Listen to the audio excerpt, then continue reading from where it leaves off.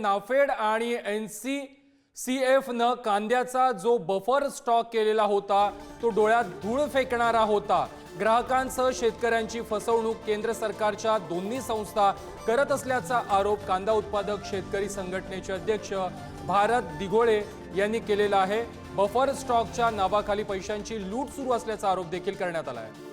आता बाजारात येणारा जो लाल कांदा आहे तो आता थेट दिल्लीच्या बाजारामध्ये पाहायला मिळतोय। त्यामुळे उन्हाळ कांदा नेमका खरेदी केलेला होता की नाही याबाबतचे प्रश्न उपस्थित होत आहे। माझ्यासोबत कांदा उत्पादक शेतकरी संघटनेचे अध्यक्ष आहेत।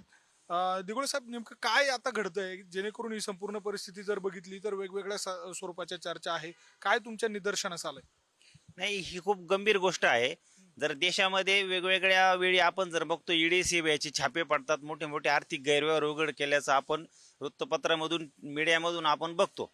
आमचं म्हणणं असं आहे की जो कांदा आहे, ज्या कांद्याचं नियंत्रण केंद्र सरकारकडे आहे, या कांद्याचं ग्राहकाचं ही डोळ्यासमोर ठेवून हा बफर स्टॉक जो दरवर्षी केला जातो, वर्ष बदलले की त्याचे आकडे वाढत आहे।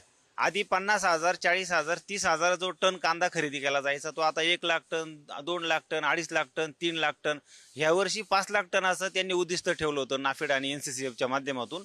आणि आता जो कांदा देशामध्ये जातोय वेगवेगळ्या शहरांमध्ये, तर नाफेड आणि NCCFच्या माध्यमातून बफर स्टॉक केलेला कांदा, जो साठवणूक केलेला सुपर क्वालिटीचा A1 ग्रेडचा जो कांदा असतो तो तिथं पाठवायला जो घेतलाच नव्हता जास्त प्रमाणात, त्याची पूर्तता कशी करणार?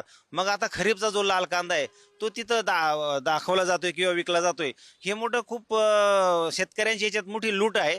प्रत्यक्षात त्याचा शेतकऱ्यांना फायदा होत नाही, ग्राहकांना होत नाही। यामध्ये फार्मर प्रोड्युसर कंपन्या आणि नाफेडचे अधिकारी गौडबंगाल करू शकतात अशा स्वरूपाची शंका व्यक्त केली जाते। आणि त्यामुळे पुन्हा एकदा नाफेड आणि NCCFचा जो व्यवहार आहे तो आता चर्चेचा विषय बनलाय।